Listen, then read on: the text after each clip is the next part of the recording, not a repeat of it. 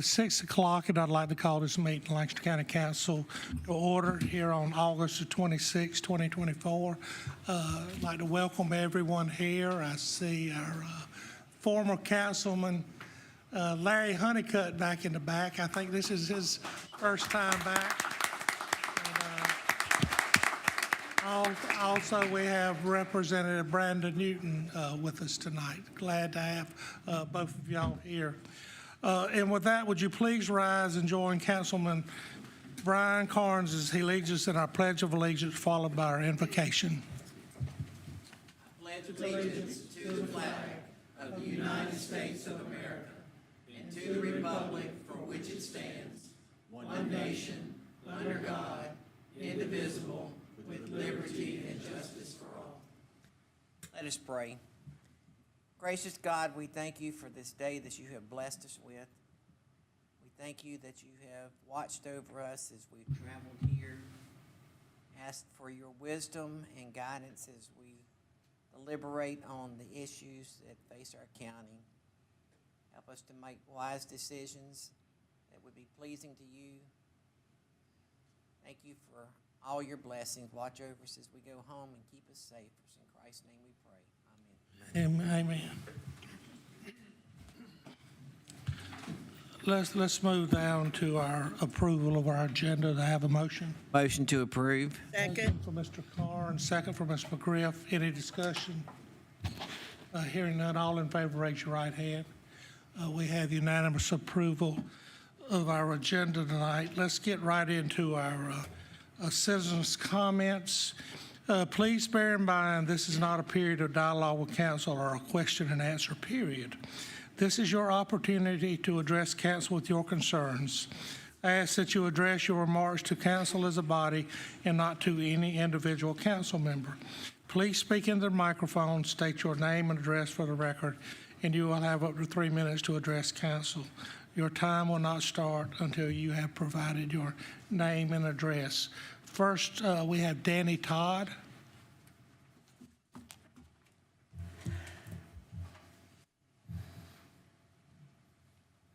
Hello, my name's Danny Todd. I'm at 2156 Way 521 Bypass South. First of all, we would like to thank the council members for their time and listening to our issues. And we want to ask the council again not to rezone the property until our issues with BRD has been resolved.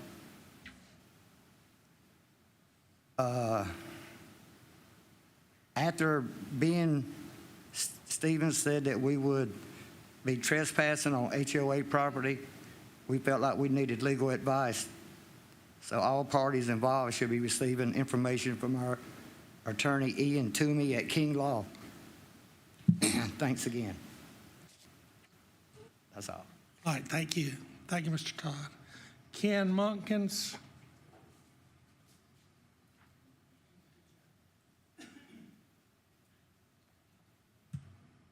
Ken Munkins, 1767 Kershaw Camden Highway. I'm here to talk about the RZ 2024-0623 rezoning. I have a petition signed by 28 of the community members who are opposed to the rezoning. I don't know if you want me to give it to you now or give it, okay, when I finish, give it to her. You have to give it to the clerk. Okay.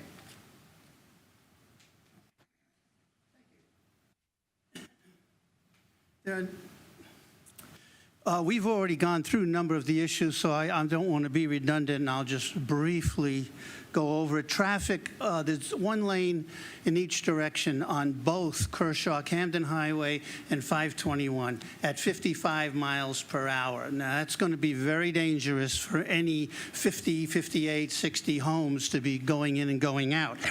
Also, there is a very dangerous intersection where Kershaw Camden goes into 521. I live right at that intersection. There are accidents there on a regular basis because people don't know which way to go. The school is there, and the school feeds in from one side road. And when the school is going in and out, that becomes very busy. Matter of fact, the road is busy. We were trying to get out of our driveway one evening, and my wife said, "You ought to tape this and show it to him." We waited and waited until there was a break in traffic to pull out. So traffic is a major issue, and I don't know if a traffic study has been done or not, but it should be done before any reconsideration of rezoning. The environmental impact. I asked one of the builders, well, why do you have to take down every tree and just scar the roadside? And he said, well, that's how it's done. I can't believe that's how it's done is the only way it's done. I live in a neighborhood where there are old trees, and when they built that neighborhood, they built around some trees and they left hills, and just tearing it down is not environmentally sound. In a document I had sent, I went through about some of the things that do happen. One of the things that nobody talks about is there is water problems. They say, oh yeah, well, we're going to have drains and we're going to have this and we're going to have that. When you disturb the way the water goes into the ground and the way it works, no matter what they do, there's going to be some kind of runoff that you didn't expect. The next thing is lifestyle. This neighborhood is filled with Harpers and other people. I say that because my wife's family had this land since 1762, and they have split and sold to other Harpers, and they've been very good neighbors, and it's been like a community. And you take this and you're going to change their entire community from being a nice rural family-oriented farmland and turn it into a suburb. I want to get to two other things quickly. You should be aware of the government services cost. You do this, and all of a sudden, you're going to need more police, more EMS, more fire, everything going on, because all of a sudden, when there's more people, there are more needs. Just another thing, need. Do we really need a subdivision right there? There are so many other areas where they could put a subdivision in and it wouldn't hurt anything. It would actually improve the property. I got to talk fast. My wife's family have been there for hundreds of years. When there was a need for a highway, they gave up land for the 521 bypass and cut their farm right in half. When there was a need for a sewer line, they said, yes, we'll go ahead. There's a sewer line right through our farm, but it's a need. There's no need here. Final thing I want to talk about is easement. Poor Danny came up and said, we don't know what to do. Well, I'm going to tell you one thing. They were given that easement by the family, Harper family, over 50 years ago. Land use should allow them to just say, we own it. Thank you. Thank you, Mr. Munkins.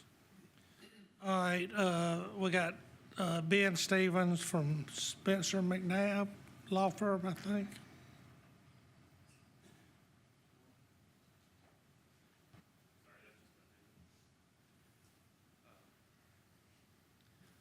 Good evening. Just to clarify, Ben Stevens with BRD Land and Investment and Spencer McNabb with BGE. Okay, I'm sorry. We're both on the same line item. It's no problem. Sorry for the mishap there. So again, Ben Stevens with BRD Land Investment, here to speak behalf on the second reading, which is supposed to be based on the prior speakers. Later this evening, we had second reading in front of this council. So we appreciate this evening the chance to speak. My reason for being here at the podium was to actually request a deferral of that second reading for the following reasons. So after receiving unanimous approval after the first reading, it was very clear in multiple conversations with this council that there was a couple of sticking points that we needed to resolve prior to moving forward on any approval or disapproval. And we want to respect that. We think those are very important points. And so the request for the deferral is because of that. We feel like we need more time to resolve one of the two issues that were the main ones that were raised at the time. The first issue was the driveway easement that Mr. Todd spoke to earlier. We did receive notice from their attorney today, and I think we have a resolution based on that notice from that attorney. So I think that item is going to be taken care of. The second item was council's concern with having a home builder on board to understand what the home type would be in this area, and we certainly understand that concern. What we'd like to do is spend more time working with the builders that we've already got in tow to get resolution to that. And so we feel very confidently if we're able to defer tonight's second reading to November, that we would have that builder on board, and we would have time still at that point to make the right decisions and get the right information in front of this council so you can make an informed decision based on that question. The recommendation is for that second reading to be pushed to November. That first date available is November 12th. And then depending on the results of that evening, whether we need more time based on more information needed by the council, or we want to just move to the final third reading, if we get a positive result that night, would be November 25th. If we needed to skip that 25th meeting and move into December, there is one meeting available December 9th of the final one of the year. And hopefully we would be able to resolve any questions that this council has by that time. We do have, I'll speak quickly here, we got about 30 seconds. We do have an extensive list of builders we've already engaged and had numerous conversations with on this site. I can give those details later as we need to.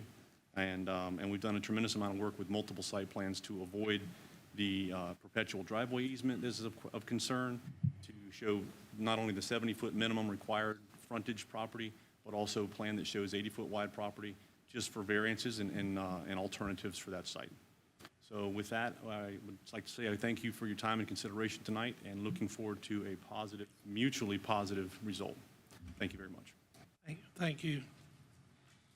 All right, Ms. Simpson, I think we have 2 electronic citizens' comments. Yes, Mr. Chairman and council members, we actually just have one because one of the ones that was sent in was by Mr. Munkins, who spoke earlier. So the other electronic citizens' comment we have is from Robin and Scott Dixon from Lancaster, South Carolina. They wrote in regarding ordinance 2024-1917 or planning case number RZ 2024-0623, and they wrote in regarding their opposition for that rezoning project. And that's all. Thank you. All right. Thank you.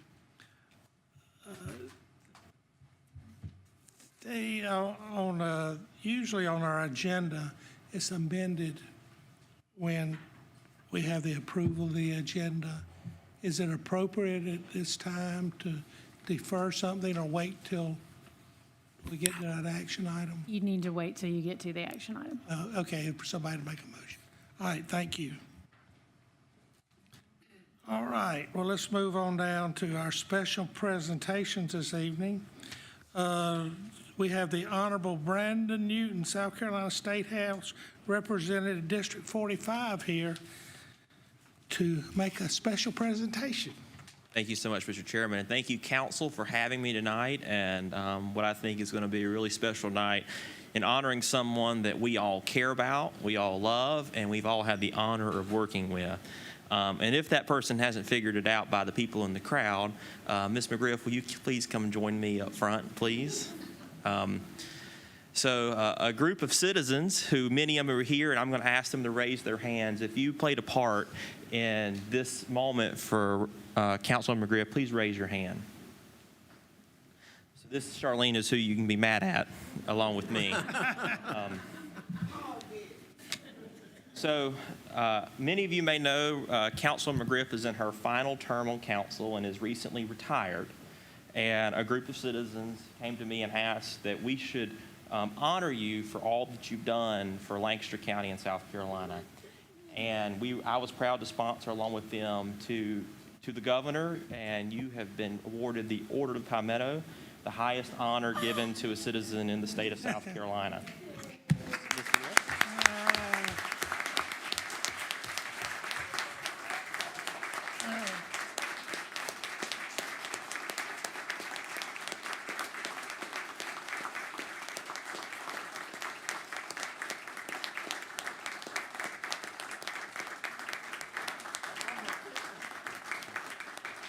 So I'm going to speak. Let's smile one more time. All right, do you, anybody want pictures, family members? Come on up. And I'm going to speak about Ms. McGriff real Now, her shortly. retirement is to be determined. We are in discussions as long as. And I want to brag on Councilwoman McGriff. So a couple things about her. Charlene knows it, but she's my favorite Democrat on county council. But in all seriousness, Charlene has been a wonderful leader in this community beyond just this council. She was the first African-American woman elected to our Consolidated School District Board. and she was the first African-American elected chair of our school district board in the history of Lancaster County. And you don't know this, but the first time we met, I was at North Elementary School as a student, and you were touring with the then superintendent in your role as chair. And we met then, and I know you don't remember, but I remember you. And I can tell you that so many people in this community remember you, and they know all that you've given to this community. This place is a better place because of what you've done. There is no one more deserving of this, and I can bet you that all of your fellow council members and citizens here will agree with me. Congratulations. You have earned this so much.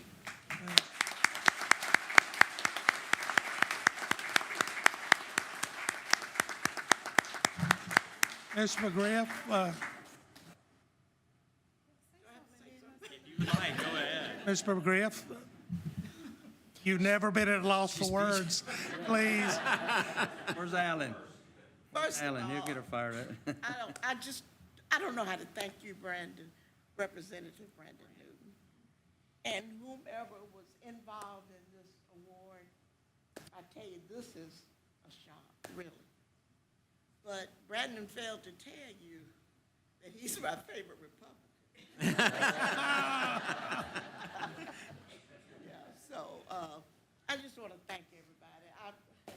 I'm not really without words, but I am tonight because I am really, really shocked and appreciative of this super award.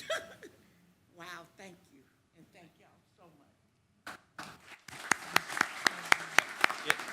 I'd love, if we can, a picture with your family, and I'd love for council if y'all will join us for a quick photo as well, because there's a lot of faces on these walls, and I think we all can agree Charlene McGriff is one of the most special one that is on these walls, and I'd love to have a picture with all of us together if we can. All right, let's get one with the family real quick. And if you played a part in her getting this award, I'd love for you to join us for a photo too.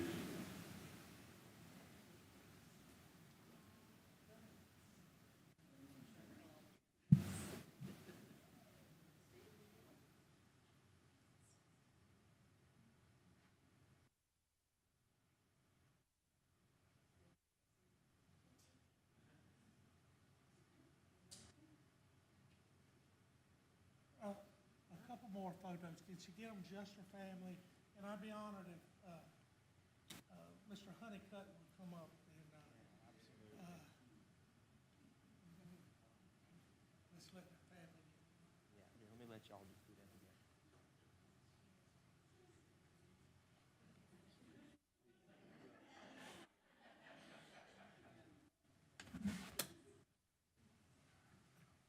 This is my uncle. Y'all didn't know that? That's my brother. All right, Grandma. But I do want my sippers to come up. And Paul McKenzie, the other sipper, to come up, because I know you had something to do with Paul. These are my wonderful sippers.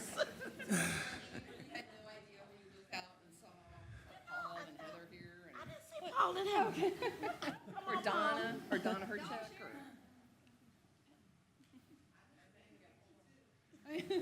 Come on, Paul. Take it off. How about a grant writer? Mr. Man.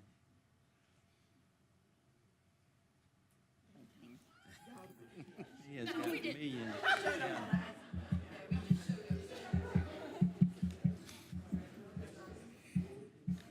And again, this is the highest award that can be awarded, civilian award to anyone in the state of South Carolina. And we're so honored and that Ms. McGriff continues to serve our county.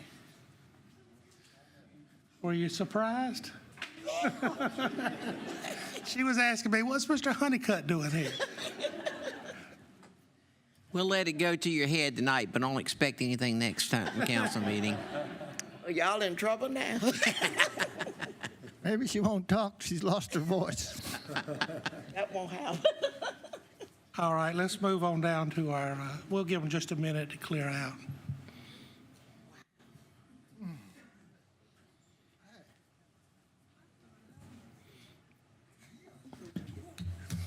Let's move on down to our consent agenda. Do I have a motion? Mr. Chair, I move to approve consent agenda items 7A, 7B, 7C, 7D, and 7E. All right, I have a motion for Mr. Mosteller. I have a second. Second. Second for Mr. Graham. All in favor, raise your right hand. We have unanimous approval of our consent agenda. Our non-consent agenda will start with item 8A. We have a public hearing and resolution 1265-R 2024 regarding approval of a conditional use permit for a major repair bodywork center for property located at 9870 Harrisburg Road. The applicants are Mason McClure, Hex LLC, and John Immunovic. Who we got, Ms. Harden? Yes, sir. This is an application for a conditional use permit for a bodywork center to be relocated at 9870 Harrisburg Road. For those that are in the audience and are not familiar with how this goes, the conditional uses are reviewed by the Planning Commission, and then the council has a one resolution vote to determine whether these uses are allowed to go in the place where they're proposed. For this proposal, it's 1.73 acres on Harrisburg Road and the adjacent lot. The applicant, Mr. McClure, is intending to utilize the existing building to operate a collision center and body shop at the location. The zoning is general business, which does allow this use as a conditional use, and the future land use description is a core mixed use, which provides for many different types of uses in the area. The property is shown on the screen in photos facing the subject property off of Harrisburg Road, and the public notice sign as well. The subject project parcels were the former Continental Battery that was approved under previous staff. It was considered minor maintenance vehicle repair, and the building facade and materials were grandfathered until this point. The applicant intends to open a body and collision shop and intends to expand into the adjacent lot in the future. This requires an additional review and reading from the Planning Commission and the council. They propose to add 6 bays to work on vehicles, a paint booth, a vehicle lift, and to upgrade the exterior of the building. According to the new comprehensive plan, it's designed as a core mixed use, which has different uses around it. Core mixed use allows for business as well as residential in the appropriate scales. There's business already around this and surrounding this area. As you can see, you've got the credit union, Taco Bell and shopping center, and then one adjacent residential development to the property. At the June 18th Planning Commission meeting, the staff recommended denial based on outstanding comments from TRC and staff, but the applicant assured the Planning Commission that the comments could and would be addressed. So the Planning Commission recommended approval contingent upon the comments being resolved in 60 days. The applicant is back in front of you because he has done that. He has received a conditional approval from the TRC with one outstanding thing that is cosmetic. The rest of the items have been addressed, and so staff also now joins in the Planning Commission recommending approval. All right. Any questions for Ms. Harden? Did we get an updated TRC? Because the one we got in our packet, there was a lot of comments. A lot of comment. I can get you that. We do have that available. I mean, it would have been good to have that now. Yep. You said everything's been done except one item?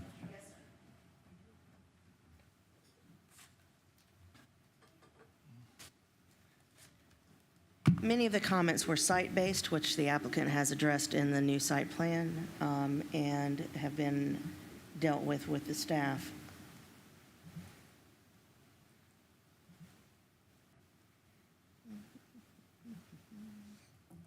Thank you for your patience.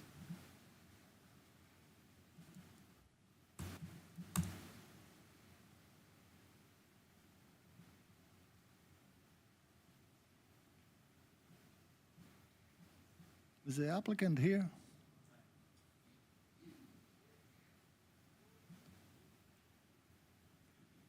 conditional letter indicates that the county engineer has approved it, the fire marshal has approved it, he has some advisory comments that permits will need to be secured for the paint booth, which is something that they can't get until you guys approve the use.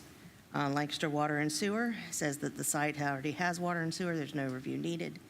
DOT has approved it with some standards into their approval statement that the applicant has met.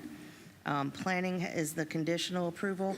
There are some sections that staff gave heads up to on the site review that will come along with the permitting.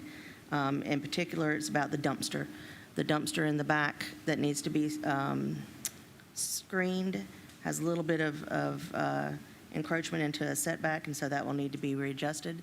But that's something that can happen on the staff level. So those are the comments that are left over.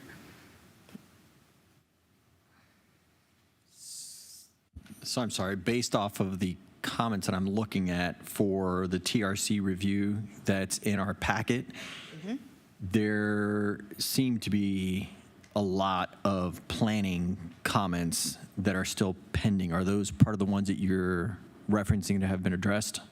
Yes, sir, those have been addressed. The one that's been left is the dumpster needs to be adjusted.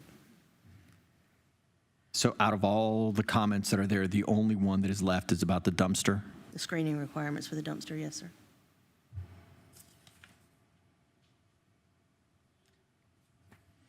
Is the dumpster to the side or the back, what we'd read, he couldn't do it with screening? It's potential. I mean, the applicant will be able to answer the question, but staff felt that it was doable and made the review conditional, meaning that you can move forward as long as this is addressed in the site planning.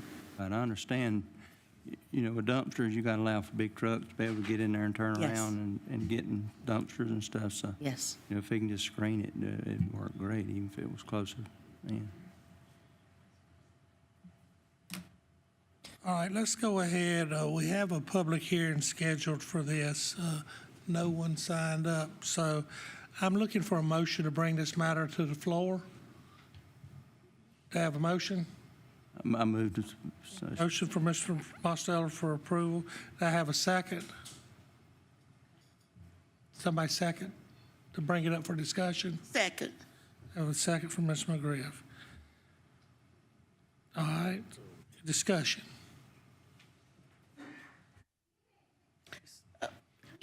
I have a paper copy, and it says in here, staff recommended denial, so that has been upgraded? Yes, ma'am. Okay, Met. yeah. Yeah, I think they have done everything everybody, the county, and everybody else has done.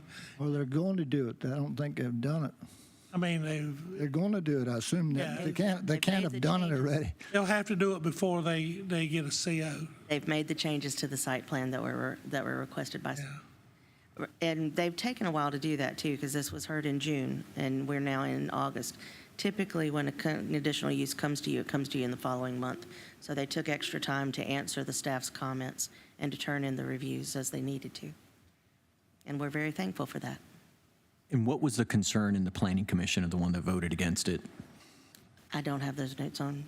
The planning commission voted for it. There's 3-1. No, it was 3-1. 3-1. Yeah. So it I wasn't didn't very bring many. those notes with me.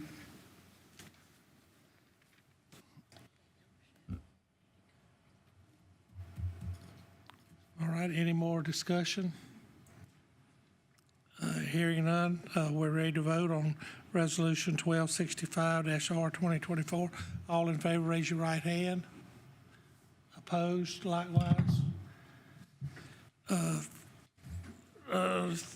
Resolution 1265-R 2024 fails by a vote of 2 for and 4 opposed. Let's move down to Resolution 1268-R 2024 regarding approval to change the speed limit on Niven Road. Do I have a motion to approve? Motion to approve. Motion for Mr. Graham. Second for Mr. Carnes. Mr. Marstall. Mr. Chairman, council members, we can have Mr. Cato come forward if we need to, but this is ongoing traffic calming measures. We do have traffic calming on Niven Road, and requests from area residents is to continue to address traffic concerns.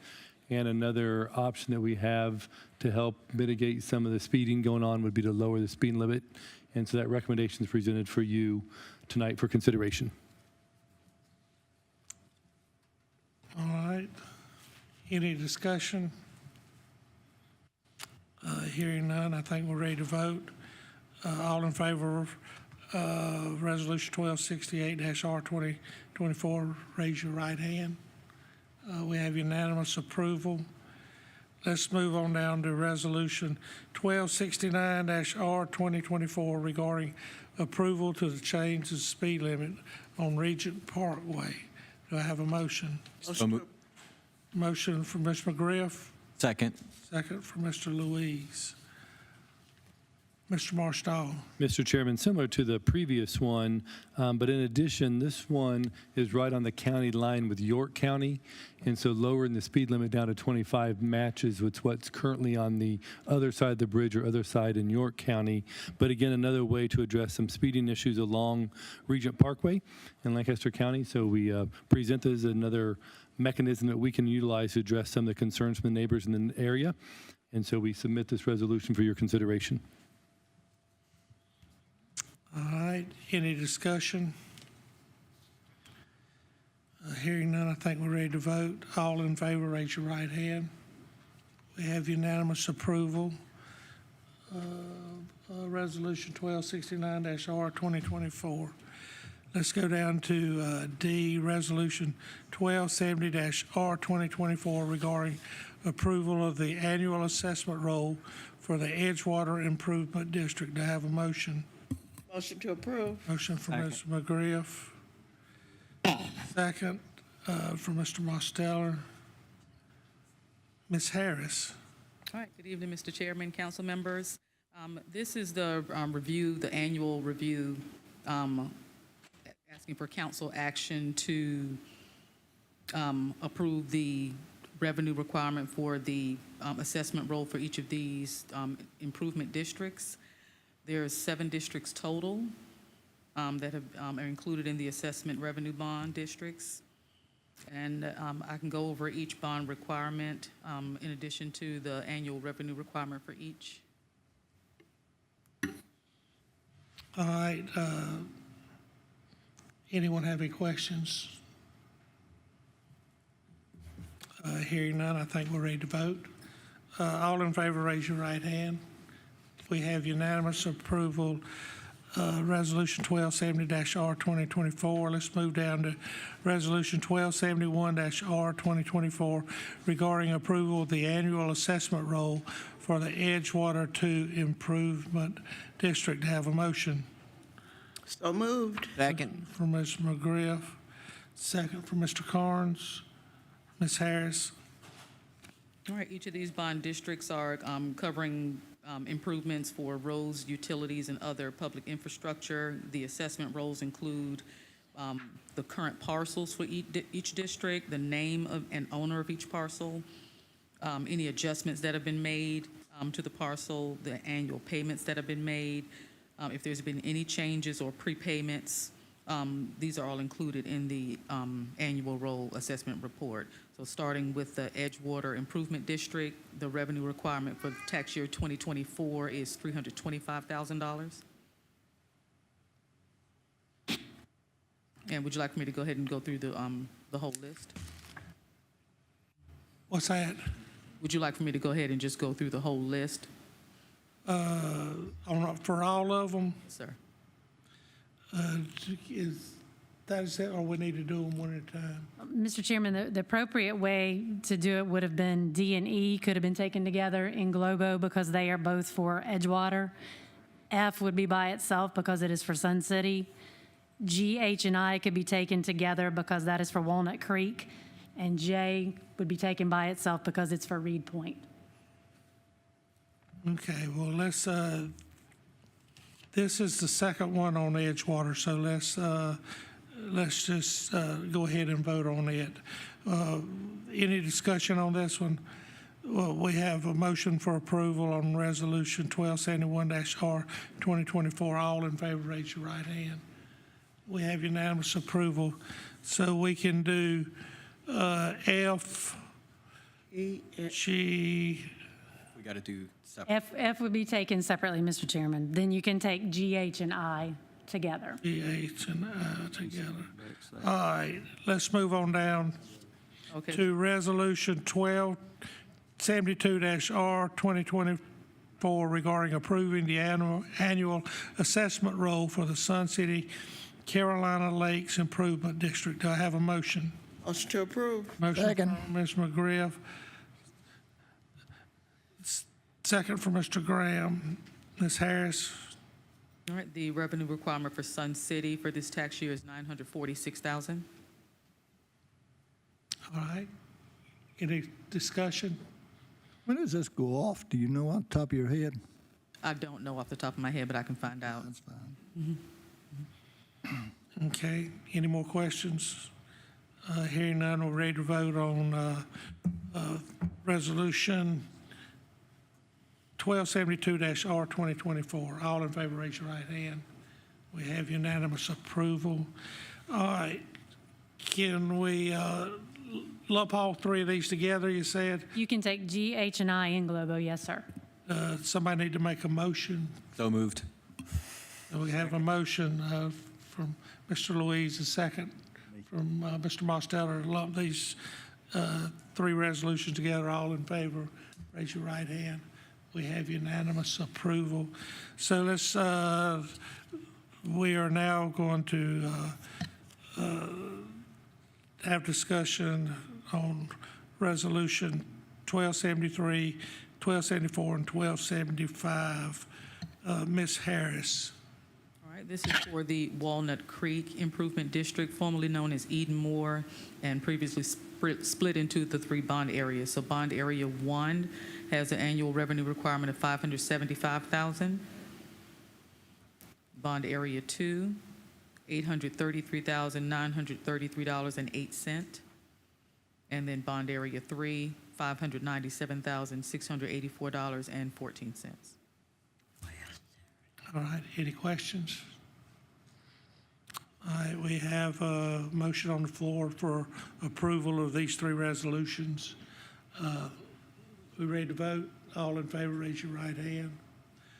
We have unanimous approval. Resolutions 1273, 74, and 75.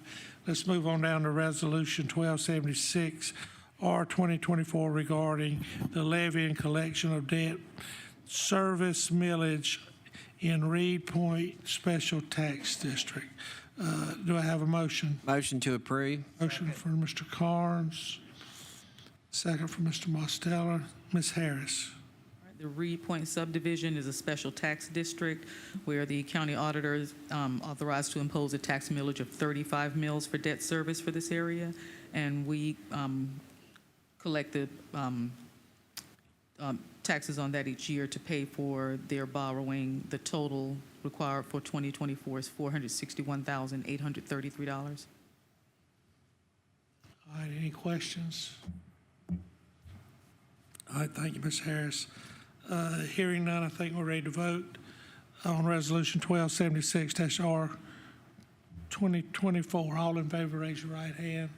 We have unanimous approval.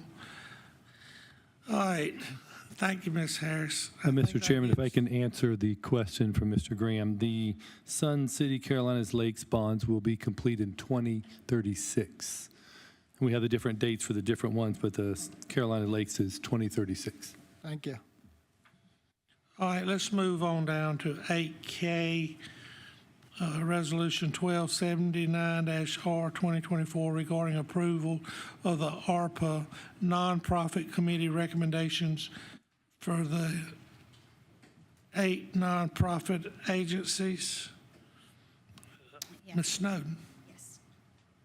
Hello, yes. Thank you, Chairman Harper and Council. So back on June 6, 2021, the Council allotted $100,000 in America Rescue Plan Act funds to support community nonprofits.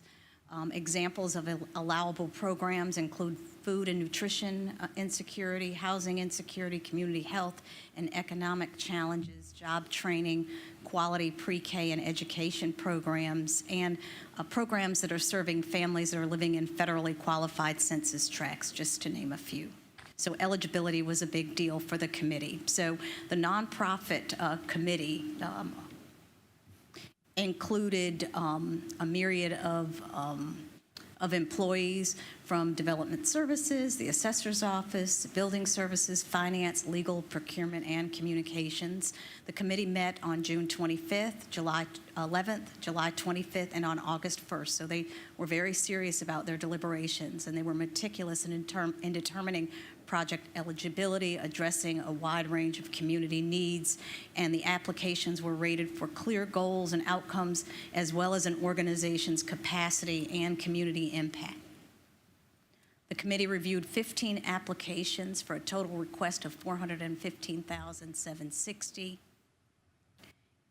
And here is a list of the recommendations. So I'm not sure if you want me to, Mr. Chairman, go through this individually or how you would like for me to go through this.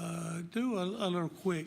Okay, so the Lancaster Council of the Arts, and just there were a total of 10 that were funded. We're dealing with the first 8. So the Lancaster Council of the Arts, they had an art therapy program for not only school-aged youth in a federally qualified census tract, but also persons with disabilities. It was art therapy, mental health therapy. NAMI proposed a program, and they're proposing to be funded for $15,000. It would be a mental health program for middle school students in Lancaster County, and there are some startling statistics that reveal the number of middle school children who are dealing with mental health and suicide issues. Golden Care, that was the startup cost for the help with an ADA van. There is a waiting list for wheelchair-bound seniors and disabled residents needing adult daycare services. So the advisory committee recommended $10,000 towards that. The Children's Council, Baby Block, family prenatal and infant literacy services. This was also in a federally qualified census tract, some of our most challenging residents. The Greater New Hope Soup Kitchen, Food Kitchen for hot meals, they recommended $9,000 for that. Hope in Lancaster and Care Family Financial Stability Program, $9,000 for that. Christian Services, the support for a food pantry, $9,000 for that. And Faith, Hope, and Victory Power School for male elementary school students at Clinton Elementary to reduce school-to-prison pipeline and gang activity. They recommended $5,000 for that program. I don't think I got a motion to bring this forward, did I? Okay. So moved. Motion. Second. Who moved? Motion from Mr. Louise, second from Ms. McGriff. All right, we don't have to do this again. Okay, no. I think we're good. We didn't have any discussion. All right, questions, discussion? I do want to say how thankful I am to council for allocating this money to nonprofits and the committee who make the recommendations. Because, you know, I've been in the nonprofit world probably all my life, and I know how nonprofits struggle to meet budget and struggle for funding to help with their mission. But I also hope that the council in our next budget will also remember that we need to set aside funding to continue this request to the nonprofit. So that's what I would like to say. I need to thank y'all again. All right.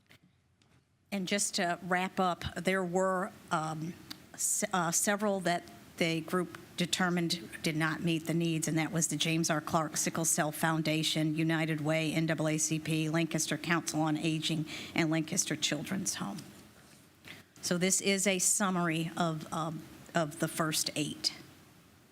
And the total is $77,000. All right, thank you, Ms. Snow. Any more questions? Hearing none, I think we're ready to vote. Ready to vote on Resolution 1279-20, R 2024. All in favor, raise your right hand.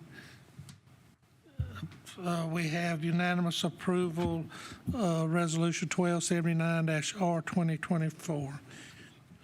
Let's move on down to Resolution 1278-R 2024 regarding approval of the ARPA nonprofit committee recommendations for the Call Me Beauty Mentoring Program and the Women's Enrichment Center. Do I have a motion for approval? Motion to approve. Motion from Mr. Carnes. I have a second. Second. Second from Mr. Graham. And Ms. McGriff will be recusing herself from these discussions and vote. All right, go ahead. Yes, Chairman and Council, the advisory committee recommended $15,000 for the Call Me Beauty mentoring program for 8 to 18-year-old girls to improve their physical and mental health.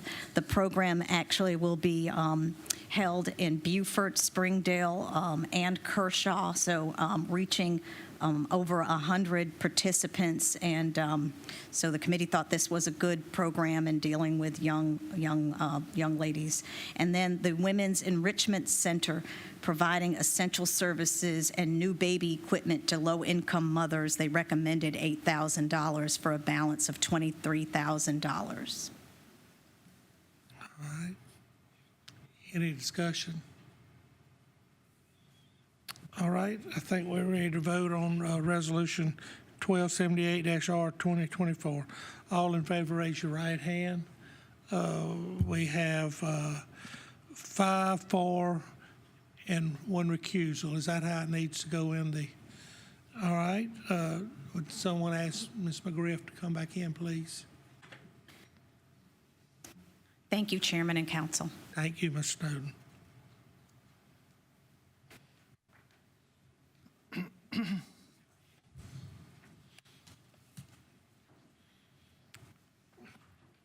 All right, let's move on down to Resolution 1280-R 2024 regarding funding for a coroner's office via the American Rescue Plan Act. Do I have a motion? Motion to approve. Motion from Mr. Graham. Who did I hear? Mosteller? Second from Mr. Mosteller. Mr. Marstall. Mr. Chairman and council members, we had a previous conversation about originally council had identified $1.77 million for expansion of the coroner's office. After we reviewed those plans and brought it to council, council decided that you wanted to go to a different direction and not do an expansion, but rather look for a new site and to do a full new coroner's office location. We've done initial identification on existing county-owned land, but however, since we're changing the scope, we also need to change the amount of dollars identified for the project. Based on the amount of ARPA dollars still unallocated, we are recommending that we add additional $1 million for the coroner's project, which would basically take us to $2.77 million for the entire project. However, we want to put in the caveat that we're only recommending $1 million because we're about ready to fully expend all of our ARPA funds. Should the coroner's office project go above that, and it could be anticipated around $3 million, that we would have to look for additional funding source, potentially general fund, to finish that project. But the reason why we're recommending the $1 million from ARPA funds is because that's generally what's available from the ARPA fund. So we've done a very good job on allocating all of our $19 million within the time frame. We have a few more conversations, but tonight our recommendation is to make sure that we can expend our ARPA funds by December 31st or allocate and obligate. And so we recommend right now another $1 million for the coroner's office project. We have a new RFP out for a new site and new structure. So we're working on the RFP for a new design build program. But we want to start out with at least $2.7 million in project funding. All right. Any questions, discussion? All right, thank you, Mr. Marstall. I think we're ready to vote on Resolution 1280-R 2024. All in favor, raise your right hand. We have unanimous approval, Resolution 1280-R 2024. let's move down to Resolution 1281-R 2024 regarding approval of a grant match for the Federal Highway Administration grant and grant match. Do I have a motion? Motion to approve. Motion from Ms. McGriff. I have a second. Second. Second from Mr. Graham. Mr. Marstall. Mr. Chairman and council members, if you have some specific details, we have Mr. Tim Green and Mr. Jeff Cato in the audience, but this is good news. We have the opportunity to utilize a planning and development grant from the U.S. Department of Transportation, from the Federal Highway Administration, in the amount of $280,000 from the federal government. There's a total project cost of $350,000, which means $70,000 would be local cost, but this would be used for us to develop a comprehensive safety action plan and do supplemental planning activities to develop a GIS database of county-owned and maintained roadways, and do other right-of-way signage inventory, road width, and different things for our planning and development. So this is an opportunity for us to get a federal grant with some local match. Any questions for Mr. Marstall? I assume that the grant match is coming out of the grant match fund. Any more questions? I'm sorry. So when do we think that this is going to kind of go into effect and we'll get a report and all that will happen? Do you have a timeline for all that? Yeah, actually, if Mr. Green, because we've actually generally been awarded it, if I'm understanding correctly, and Mr. Green, we have expenditure time. 18 months. So we have 18 months to spend the funds, and then when do we get the final kind of report and all that? Mr. Green, if you'd come forward to the microphone.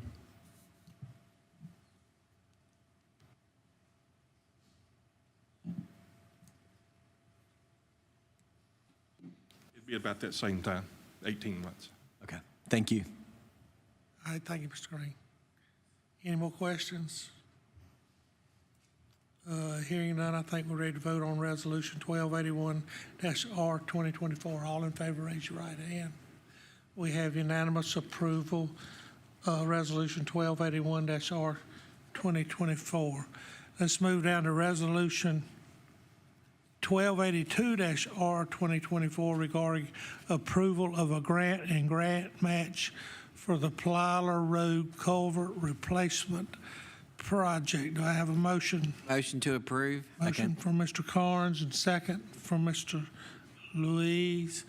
Mr. Marstall, Mr. Cato. Mr. Chairman and council members, this is a U.S. Fish and Wildlife Grant, their Coastal Wetlands Planning, Protection, and Restoration Act. It is for the culvert replacement on Plyler Road, something that we've identified a while back. So the total federal funds would be $347,000, but the project cost is going to be around $647,000. So the grant match is much larger, not to exceed $300,000. So the rest of it, again, would come through our council appropriated grant match fund. It's a larger grant, so we want to make sure we pay that attention. But again, we do get federal funds to help us with this needed Plyler Road culvert.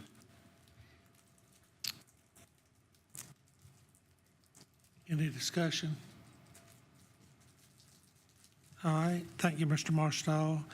Hearing none, I think we're ready to vote on Resolution 1282-R 2024. All in favor, raise your right hand. We have unanimous approval, Resolution 1282-R 2024. Let's move on down to the second reading of ordinance 2024-1917 regarding rezoning 26.9 acres located at 2491 Highway 9 bypass from neighborhood business NB district to medium residential MDR district. Applicant Ben Stevens for BRD Land Development and Investments. To have a motion. This is the one they've requested to continue.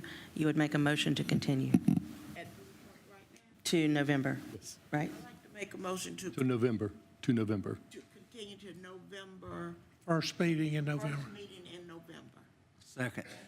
Have a motion from Ms. McGriff to defer, or is that the word? Postpone. Postpone. I want to make sure we got the wording right, till the first meeting in November, and have a second from Mr. Mosteller. Any discussion on this motion? Well, I'd like to defer it until we get the UDO rewritten, because we're going to take care of some of the concerns with the clear cutting and the trees and the setbacks, I hope, in the new UDO. Yeah. All right, we need to address this motion to start with, right? All right, so we have a motion to postpone to the 1st of November. All in favor, raise your right hand. Opposed, likewise. We had, the postponement passes by a vote of 4 for and 2 opposed. Let's move on down to 8Q, second reading of orders 2024-1924 regarding amending the fiscal year 2024-25 budget. Do I have a motion for approval? So moved. Motion for Ms. McGriff. I need a second to bring it to the floor. Second. Second for Mr. Mosteller. Ms. Prizunak. Good evening, council, staff. This will be a very brief presentation. Tonight's agenda, the only thing new to tonight's agenda is that third bullet down, the fire service, first due software. During the last time we met, you opted to take $28,000 from fund balance to appropriate to this line, but I'll dig in and remind you guys. State aid to libraries, you should have a memo which describes this to you. This is a revenue adjustment to the library budget in the amount of $240K. From last time, these are your C program funds for the CTC, your Transportation Committee Fund. You have the memo as backup material in your packet. This is the adjustment to receive that money for road improvements, state and county road improvements. And this is the new first due software. It's an existing records management system in fire service. The current budget is at a partial, it's budgeted for a partial year, 6 months at $26,000. To pay the complete 12 months annual contract with tax would be $55,000, 55.7K. And we are asking respectfully tonight if you would consider increasing the software maintenance line item in fire service by that delta of 28.8 to cover 12 months for the service agreement for the existing software. And so that would be the transaction. And so this is the reminder. When we were here last time, you had 2 options, and on August 12th, you voted to take that difference of 28.8 from reserves, fund balance, and appropriate to fire service. And so those are your revenue adjustments. And the second half of the presentation is regarding Scrivener's errors to the adopted fee schedule. And these are the areas where we see these errors: clerical errors, building inspections. And how these are set up is you have what was adopted on June 24th and what we're asking respectfully for you to revise it to, and that's in red. So it's a before and after. Planning. This is related to fee amounts. And you can see that for these particular fees, it was adopted across as 100, but these are actually the fee amounts. Parks and Recreation. First table is what was adopted. Second table is what we're asking it to be revised to. So you have a text amendment there in red for the frequency month. And then that third fee down is new. Parks and Recreation, again, what was adopted is in the first table, what it's being revised to, and it's related to the annex building, renting the entire space and then renting a room. Sheriff's Office, this is related to FOIA, Freedom of Information Act.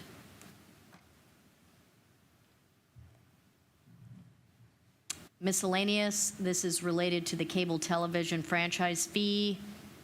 What was adopted was 5 cents, and it's being changed to a percentage. And this is a summary of those Scrivener's errors by department and what we're asking and the action. So it's a two-part action for you to recognize, receive, and appropriate the new money, both from the state and then also fund balance, general fund reserves. And then Part B, for you to review those Scrivener's errors as related to the fee schedule and approve them. And then we're asking you to adopt the revised budget ordinance and revised fee schedule accordingly. Any questions? Now, how will we make this motion? 4 different ones or all in one, Jenny?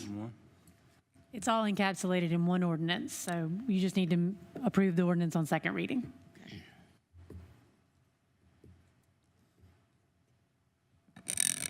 We just wanted to break it out so you could see the different actions that are encompassed into one ordinance. All right, any discussion on any of this? Hearing none, I think we're ready to vote on second reading of orders 2024-1924. All in favor, raise your right hand. We have unanimous approval. Second reading of 2024-1924. Thank you. Let's move on down to second reading of ordinance 2024-1925 regarding amending the county code to resolve conflicts between the county code and the South Carolina building codes as adopted. Do I have a motion? Motion to approve. Motion from Ms. McGriff. Do I have a second to bring it to the floor? Second. Second from Mr. Carnes. Ms. Harden. Since our first reading for this item, we had some questions from the council that we've attempted to address in the amended version of the ordinance that was attached to your packet. And I'll identify those and the sections that we have on the screen. Section 722, scope, under the general code, talks about the scope of building codes. This is an area where we did not have any additional changes since first reading, but I wanted to highlight it on the screen since we just talked about it verbally last time. Section 724, permit administration. This is where we had a first of 2 additional changes since first reading. The first one under Section E is a portion of a sentence that was missed in the first run that the building official has asked that we include in all other adopted code series, because the building code isn't our only adopted code series. The state adopts the building code, the property maintenance code, the fire code, the electrical code, the mechanical code, and a lot of other codes that we enforce. So this would apply that, make sure that this applies to that, and make sure that the reader knows that there's more than one code. The next one is about the application, about the building official having the ability to withdraw a permit due to error or other conflicts. The language it was exactly like it was said in the IBC or in the IRC, but because there was concerns about it, what we proposed to do as a compromise is to remove the replicated language in our current code and to just say it refers to the adopted codes for the building code, the residential code, and all the other codes. And that way it defaults back to the book. And if the book changes, then this changes with it. We would still handle any issues that we have internal to our policies. For Section 725, the schedule of permit fees, this is one where it said and other government agencies could waive permit fees. We removed that to narrow it down to where the council or the administrator could waive the permit fees. Now, if we have something that comes from a court that says that this has to be provided, that's a court order. That's not going to, we're going to obey the court order, so it doesn't need to be noted in there. And then the financial guarantees for certain building demolitions, this is where we went in and corrected from 120% for a bond to 125%, and there have been no changes in there since first reading. There was one change we didn't talk about at the last meeting, the unfit for human inhabitation, or we breezed over it. I want to make sure that we've touched on this as well, that this is part of the nuisance abatement reviews that we did in the last year or so, where we looked at our process and looked at the codes, trying to make sure that they meet our needs and meet what we need to do for nuisance abatement. And there were 3 conditions missing for unfit for human inhabitation that are also in the building codes, but not in our general code. So we added water, sewer, and power connectivity to the residents, because in the building codes, if you don't have power, or you don't have water, or you don't have sewer, you don't have a habitable structure. And that's for public health. So that's my review. All right. Thank you, Ms. Hard. Any questions, discussion? Yeah, I'd like a question, Mr. Chairman. So I think during the discussion that we had last time in connection with Section 724G that had to do with the issuance of a permit that is subsequently revoked because there was an error, I think part of the discussion that we had was that the county would bear the cost for so where is that language here? It's not in this code. It's going to be in our policies, and I'll default to Ms. Merck-DuPont for any discussion about legal issues. Well, I believe, as Director Harden just stated, there would be an internal policy as opposed to put into the black and white legislation on the books. I don't know what else to expound upon other than that, but we're going to keep it internal. Why would we do that? For legal reasons. I know, but it sounds to me like the county's getting out of doing the right thing. The county would not be, because there would be an internal policy that would state how it would be handled. So I think Chairman Harper was concerned about this as well when we were having this discussion. So I just want to understand a little bit more. If we're going to be approving this now, when do we see the policy that goes hand in hand with this? We don't have a policy now, but that doesn't stop us from doing the right thing. We have a standing understanding. Each item, each permit is evaluated and approved or denied based on the facts. After that, each one, if there is an issue, there's an appeals process through the code, or if we need to pay for it, then that's something that staff brings up to Mr. Marstall and Ms. Merck-DuPont, because the chances are that we need to take care of it, and we will take care of it. But I think part of the overriding ambiguity, so to speak, is because everyone has a legal recourse. And so we can't prescribe how someone wants to resolve it. If they want to do some type of mediation, if we agree and we solve it, or they always have a legal remedy. And so I think if you think about what's the administrative process, as we're saying, we'll hear if anyone thinks we're in the wrong, we can hear it and remedy it. Or if we say we still think our decision makes sense based upon the circumstances, it doesn't take away anyone's legal ability. I understand that. I guess my concern is that not everyone has the legal resources to challenge that. So if they had to use those recourses, do they get reimbursed for those? Are we going to agree to that? Well, so that's just each item is unique. So I don't want to say to someone, yes, we're going to reimburse you, or no, we're not, because we don't know the case by case to try to write a policy for each situation. And so that's just the ambiguity, that we don't want to give someone false hope that they're going to get something that doesn't apply to their situation. And so it's just kind of hard to know the different scenarios that may come up to write a hard and fast rule to it. And appealing the process doesn't require legal process from the IBC, or if it's in the general code, if it's in the UDO variances, none of that requires legal assistance. It's nice, but it doesn't require it. Yeah, nobody requires to have legal assistance. You can take any case on your own to represent yourself, but it is extremely helpful to have legal counsel who understands the process and understands the code and can argue the points that need to be argued. And I guess my concern is we're here saying the building official can revoke a permit. Which is already in the IBC. Understand. But there's no repercussion for the county. If the county is responsible for issuing a permit in error and a party innocently moves forward and all of a sudden we can put the brakes on their entire project, that's going to be extremely expensive and it's going to be a very undue hardship on a lot of folks. It's also very rare. It doesn't happen often, and when it does, the applicant comes to Mr. Marstall and says, I feel like I've had a problem, I need to talk to you. Mr. Marstall talks to the staff, Mr. Marstall talks to the applicant, and talks with Ms. Merck-DuPont. We come up with a solution.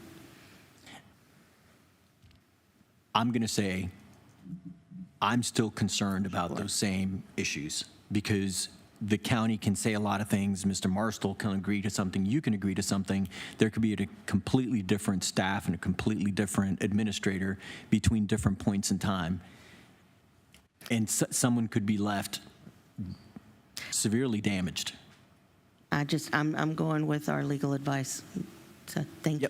I'm also well aware of what the legal repercussions are, and I think this could be very damaging. I think we should put something in here that protects our constituents a little more.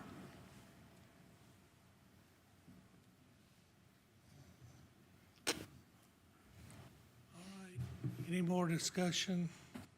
You know, I understand at some point you're going to need a little flexibility on whichever case it is, because as I'm listening to Jose and listening to Dennis, you've got to have room to debate, think it out, and at that point make a decision whether we were fair or unfair and whether we need to make any changes. That, to me, is going to be on case by case, because you never know what you're going to run into with these cases. So I take you to put something like that, you'll have everybody coming forward with some sort of a complaint. So I think we need to let it ride just like it is.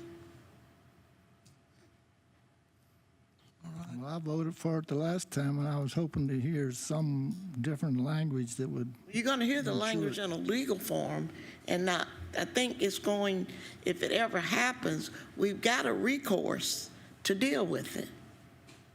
I think they just said they don't have a policy for it. They don't have a policy. That's my issue. If there was a policy that went along with that, that would be a policy, and that is something in writing.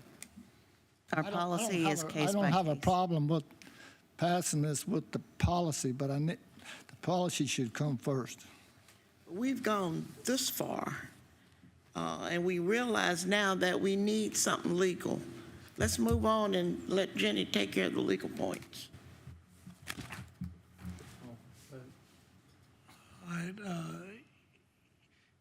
I agree with Mr. Graham and Mr. Louise that if we're going to have a policy, it needs to be in writing. I'll support second reading,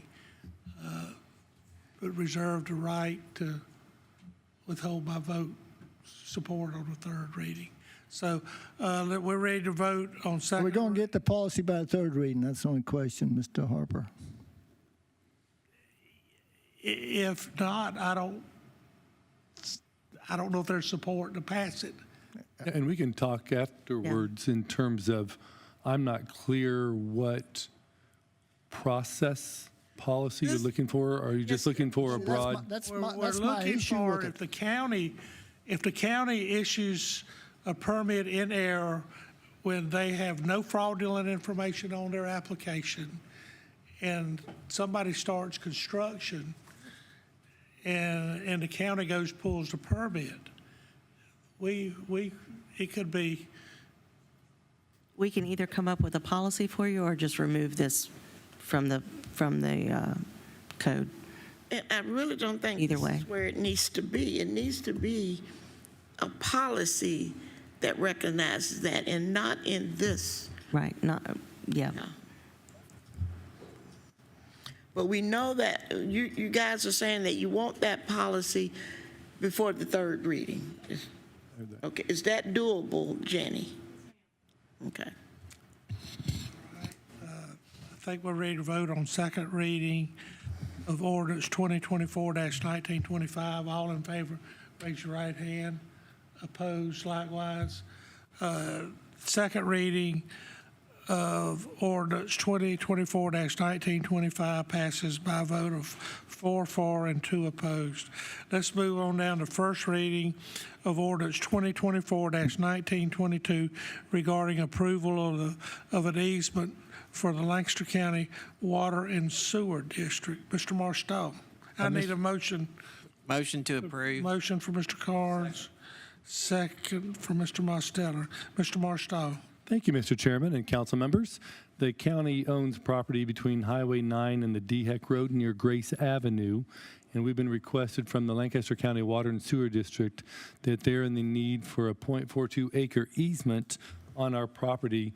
This would help them complete their $17 million SKIP, a state-funded project for the Riverside Regional Water Treatment Transmission Main, and allow them to provide a secondary dedicated transmission main to the city of Lancaster system. So it's a loop system around that really serves the airport, air rail area, and all of south of Highway 5 of the county.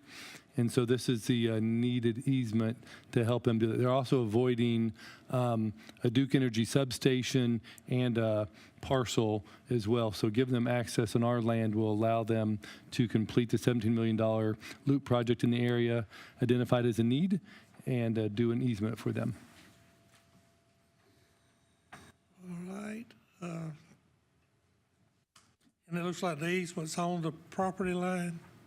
Yeah, the map in there details it's right on the edge of the property line. So it's not in the middle of our property, but it's right on the edge. So location works. I see Mr. And we do have a representative from the Water Sewer District here if you have questions. If they got any questions for Mr. Carter. It don't look like they've got any. Any more discussion? All right, we're ready to vote on first reading of ordinance 2024-1922. All in favor, raise your right hand.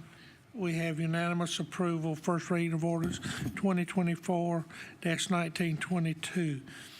Let's move down to the first reading of ordinance 2024-1926 regarding amending the county code related to general provisions for boards and commissions. Do I have a motion to approve? Motion to approve. Motion from Ms. McGriff. Do I have a second to bring this to the floor?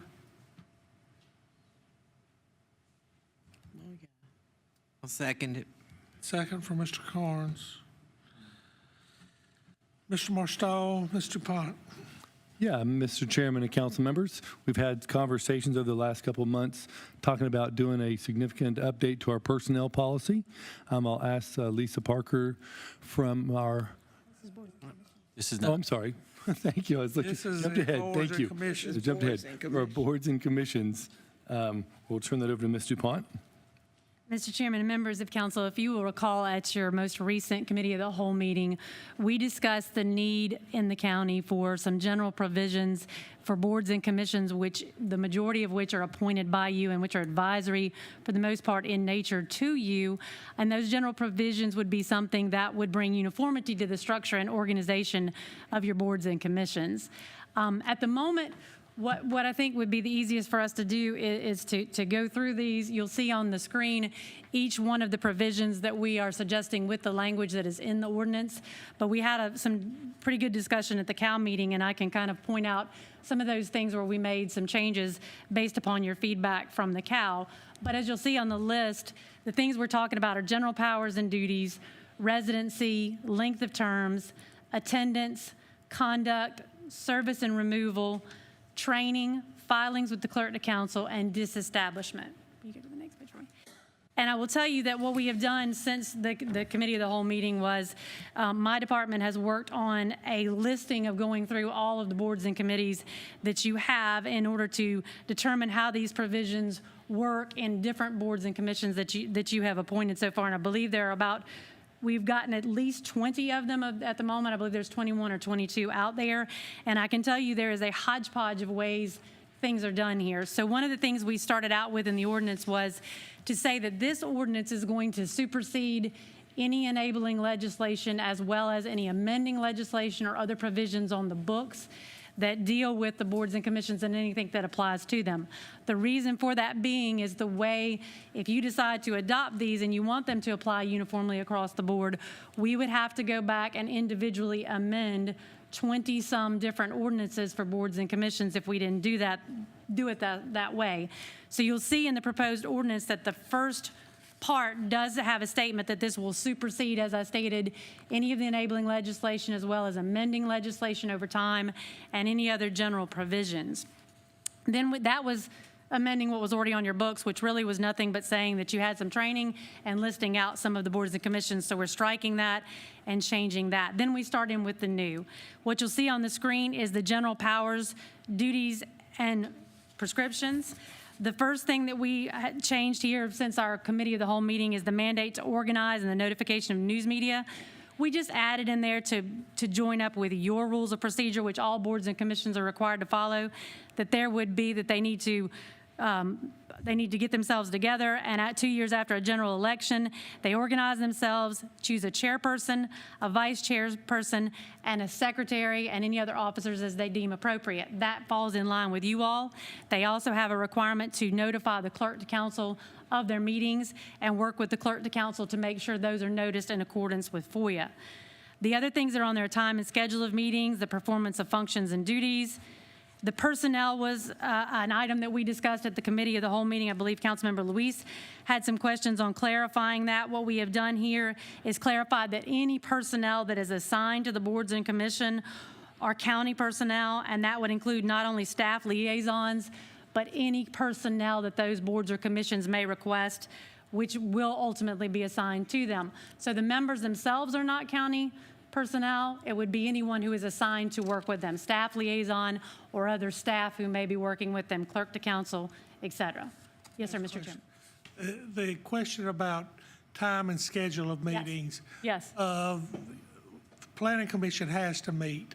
Correct. Is that covered under the regulations or? So anything that's statutory is going to supersede this anyway. So they will have to, so things like your Board of Assessment Appeals, your Board of Zoning Appeals, your Planning Commission have state regulations, so they will have to follow those. Preemption of state law is going to override this. Thank you. Some other things on there that we discussed at your committee of the whole meeting, or that we didn't discuss that we wanted to discuss a little more in depth, is the requests and expenditures of funding. Thank you. We've had some question about grants and different commissions and boards and commissions being able to go out and get grants on their own. For obvious legal reasons, we would not want boards and commissions to do that on their own. We would want that to go through the county. So this lays out that they do not have the ability to do that on their own. They also have to submit budget requests by, I believe we put in here February 1st, or is that February 1, yeah. February 1, so that they can get that in during your budget discussions. And this also requires that they use the county's procurement policies when they are utilizing those funds for whatever they may be doing, purchases, the grant money, whatever things they have to use the county's procurement policies. The rest of this section just talks about conflict of interest, which is self-explanatory, and then obviously the concurrent service of yourselves as council members would be prohibited on boards and commissions that you are appointing and which are advisory to you in nature. If you'll go to the next one for me. The next section was residency requirement. We had some discussion about this at our committee of the whole meeting. We changed the language here to be a little more clear to say that if it was an involuntary change in residency, i.e. redistricting, that we would follow state law in regards to how those members stay on that board or commission. However, the rest of that section talks about if it is by their own design that they move, or they change their residency, they would immediately be removed and would need to be replaced by county council at that point. Obviously, making that change there to where it's something that's out of their control versus something that is within their control. Jenna, let me ask you a question. Yes, ma'am. And I don't know which category it falls in, but as council members, should we attend these commission meetings? how do we go about attending these meetings? Because I know we can't, four of us can't show up as council. Can you sort of explain that? Well, you're certainly welcome to attend the council meeting, or to attend any boards and commission meetings. The only thing you will see as we are working through some new rules for procedure would be some suggestions on how you approach any contact in terms of speaking in front of those boards or commissions or what have you. But you're more than welcome to appear. Now, 4 of you were to appear as long as you are not conducting any official business. You're fine. However, if you are there on official county business and you have more than 4 and you're making a quorum of county council, that would then be an issue. So if you have a joint meeting of, say, the Planning Commission and County Council, then we would need to notice it. But if you all, if 4 of you just happen to show up at a Planning Commission meeting and you're there just to observe, no problem whatsoever under state law or under proposed new rules of procedure that we'll probably be rolling out at the first of the year to discuss about how you would appear before a board and commission, whether it's in your official capacity or if you need to appear in your personal capacity. I got one question. If a board member moves from one district to another district, are they automatically removed? If they are moving and they are appointed via a district, yes, that's by their own volition. If it changes for some other reason, the only thing that comes to my mind is redistricting happens, then that would follow what would happen with you all as statutory elected council members. There are different things on where you are in your term as to whether you stay or a special election would need to be called. So it would follow that. So if it's voluntary on their part, then it's an immediate removal. But that requirement can be waived. It can be waived by unanimous vote of council according to this rule, yes. That's not a majority vote, that's unanimous. We've got it as unanimous, yes, sir. The next thing that we had was our terms. We didn't make any real changes here except for the expiration date, which says at the moment that all the terms would be December 31st of the last year of the member's term. However, in thinking about it some more, perhaps that would be better to end with the fiscal year on June 30, so we can make that change here between first and second reading if council is amenable to that. That obviously gives you a little time with new council members coming in at the beginning of the year, what have you. You'd have some time to get those things together if you make it June 30 of the year in which their term ends. And to highlight that, there's really only one board that has a December 31st expiration presently. Most of our current boards have June 31st. What board has that December 31st? Actually, the Indian Land Consolidated Fire District, their terms expire on December 31st. So that is a switch. So it's just, do you want the volunteer term to coincide with yours, or as we have it, give 6 months for a new council member to get up to speed before the appointments end on June 31st?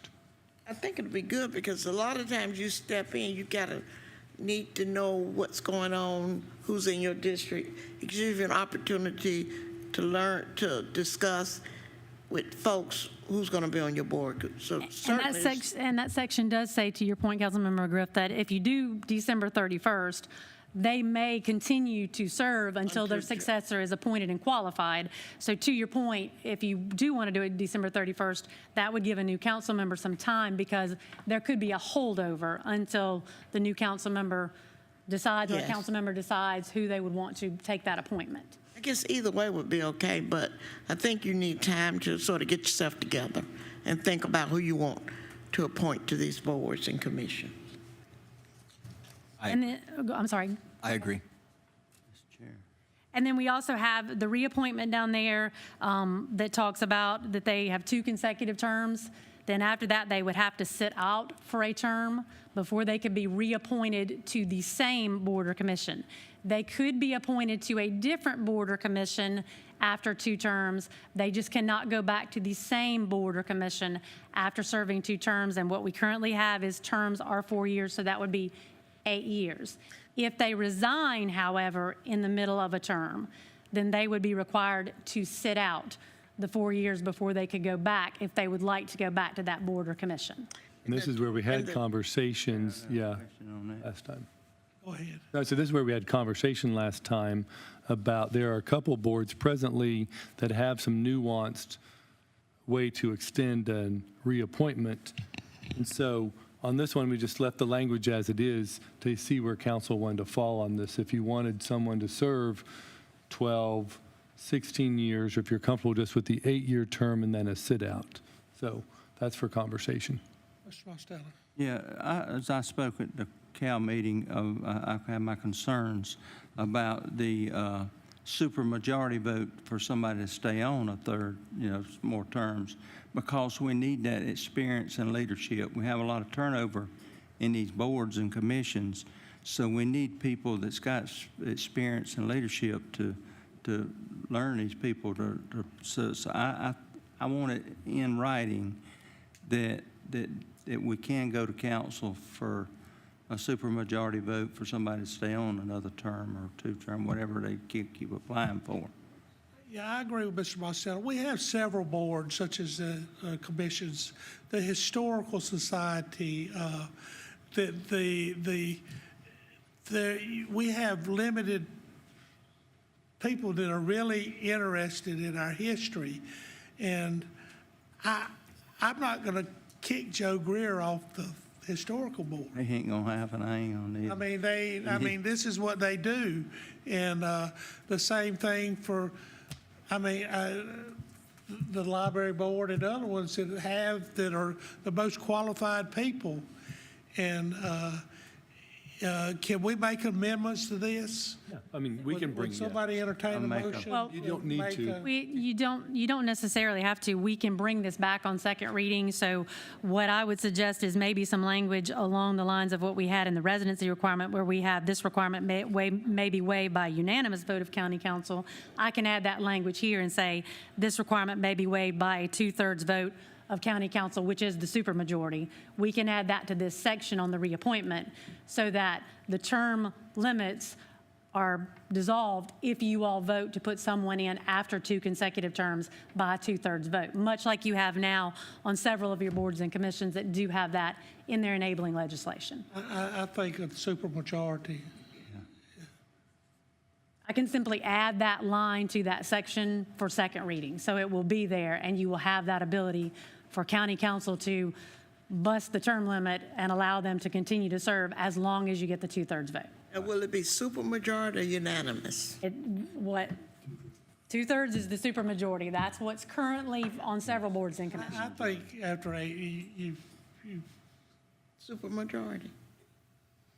That's a 5 vote, right? Supermajority is. Depending on how many you have on council at the moment. What's a 7? What's a supermajority? It's going to be 5 if you have 7.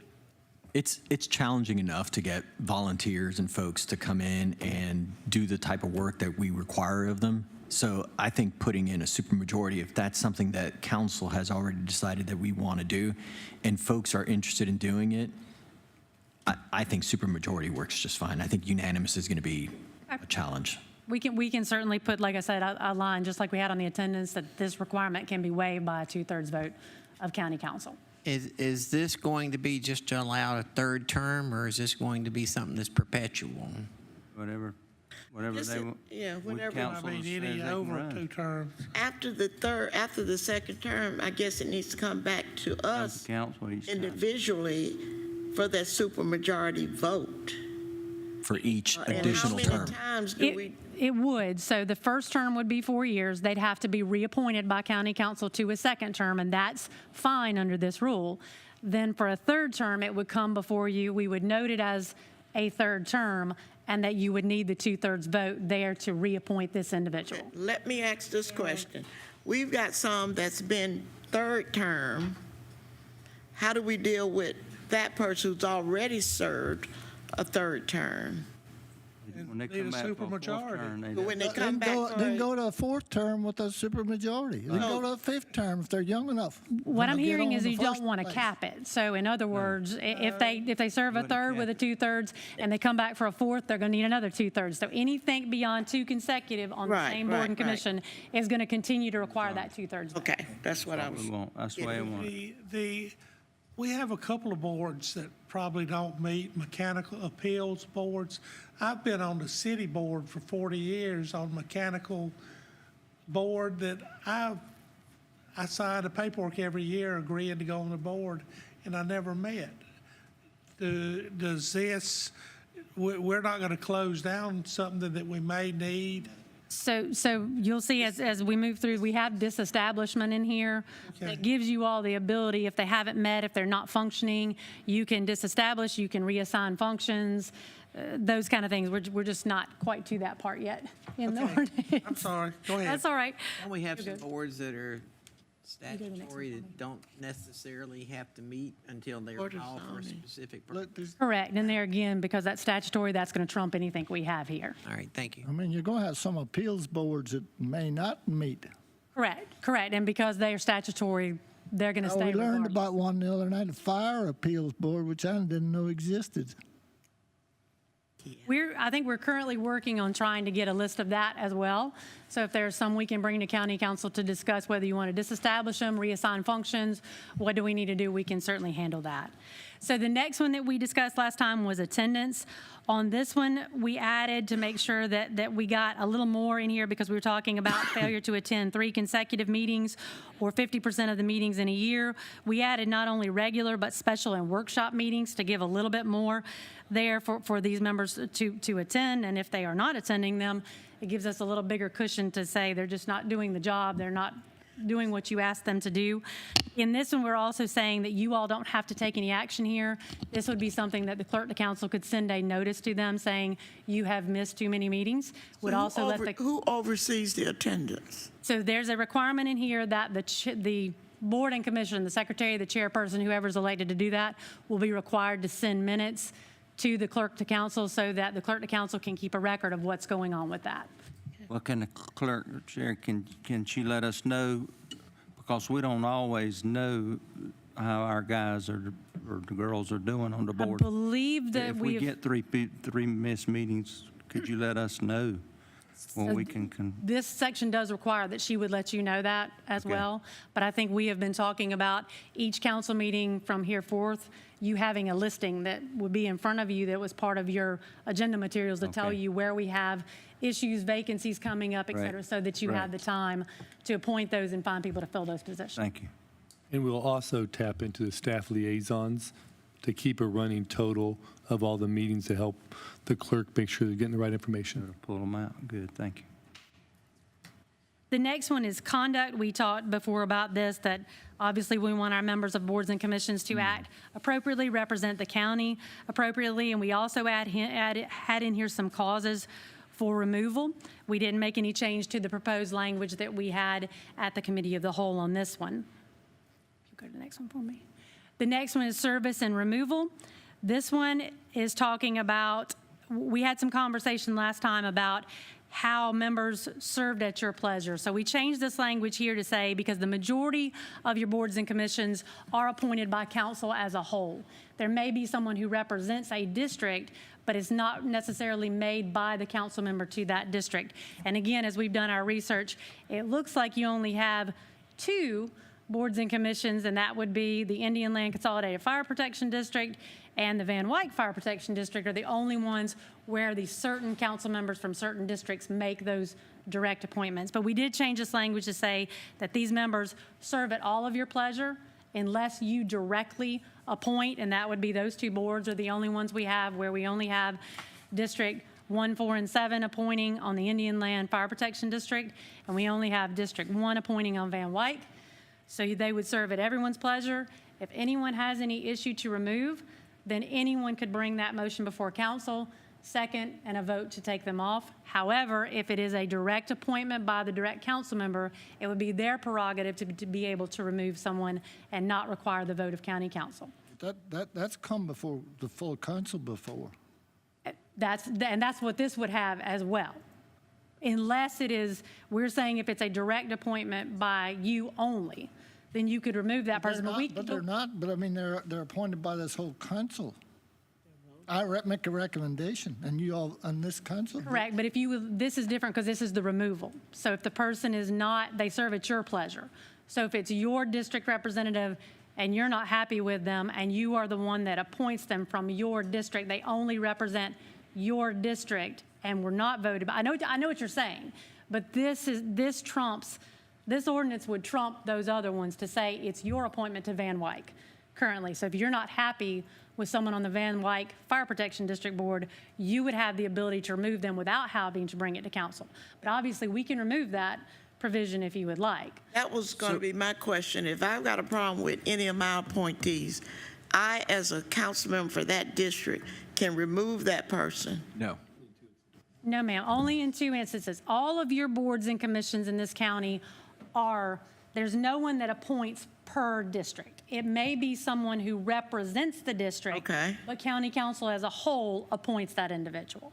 There are only 2 boards and commissions where you only have specific districts making the appointment. Now, obviously, you all voted on that appointment, but this provision would allow that single member to remove that appointee because they're serving at their I don't know if I like that. Okay, that's purpose. That would be Brian. Yeah, so I'm sorry, so that's the Indian Land Fire District? Indian Land Fire District and Van Wyck are the Wyck, only 2 that have specific district appointments. So you would appoint one, and then Mr. Carnes appoints one, Mr. Graham appoints one. But they can remove at their pleasure, at their leisure. Under this, currently, no. But under this, they could. But we can remove that provision. I would rather be that way. Then nobody, I mean, I might take a dislike to somebody and want to take them off there for no good reason. I'd rather have to articulate the reason. We can do that. We'll take that out about it being a single member It's district. objective. That's my opinion. Now, Mr. You got 2 Barnes more and- here. What y'all think? I can see it both ways, because then you're appointing someone that you can just appoint whoever you want. Like, however you're in should be the way that you're out. I agree with that. So we'll change that language to say that they serve at all council members' No, pleasure. I'm saying the opposite. I'm saying. Oh, you're saying, okay. So if you're a single person and you appoint someone and you're the only one appointing that person, the way out should be the same way. Okay. Got you.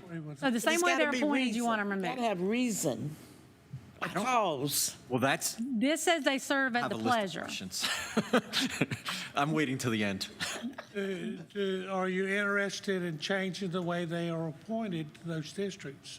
Do you want them appointed by the councilman or voted on by the council? Now, I think when you guys brought y'all appointees, we all voted on those appointees, right? We have in the past, yeah. We did, but I don't think we needed to, is what you're saying. The way the legislation was written, no, not necessarily.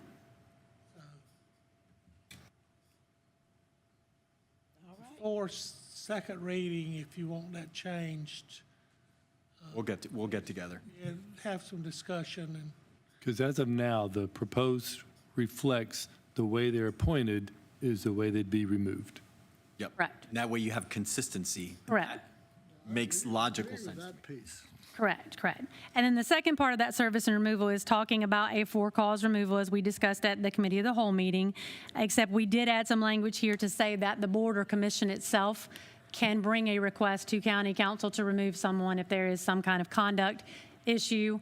And then there would be a whole section of sending out a notification to the member at issue, advising them of whatever the, I'll say in quotes, charges are against them. They can do a response. There's a hearing that's held in executive session, and then a public vote as to whether council would remove that person or not. So it gives a whole kind of due process procedure in that section. The next one is training. We didn't do any changes there. That's just saying that within 12 months, they need to take on any training that is required for them to fulfill the responsibilities of their role, and that the county will cover the cost of that training for that board or commission so that they can get that done. The next one is the copies of the minutes to be filed. To your questions earlier, this requires within 10 days after the approval of the minutes, it has to come to the clerk to council. Therefore, she's aware of attendance and other issues that may be coming up and what's going on with those minutes. Plus, she has a copy of those so that council members can find out what's going on in those boards and commissions as well. And then the last one is disestablishment. We did a little change here to say that they, much to what you were just talking about with service and removal, that however they were created, you would disestablish them the same way. So if we created them by ordinance, we would need to disestablish them by ordinance. It can be for any reason that you want to disestablish, or it can be because they have not met in some appointed amount of time. Right now, we have down 12 months. We obviously can change that And then the next section just gives you the authority to disestablish by law. You can disestablish, but you can also take those functions and put them elsewhere, or you can totally do away with that board and commission and whatever it has to do with, unless it is statutory and required by state or federal law, then we obviously would have to keep them. Do we have any boards or commissions that we need that qualifies as disestablished? I believe we're working on that listing for council at the moment. The clerk is working to get that list together so that we can see who hasn't met, who may not have functions anymore, what may be obsolete, so that we can get that to council. And that's what we have in terms of the general proposed provisions, and I'm here to take all your questions and to make all the changes that you want and bring it back to you on second reading. Mr. Chair, Go ahead, Mr. Wood.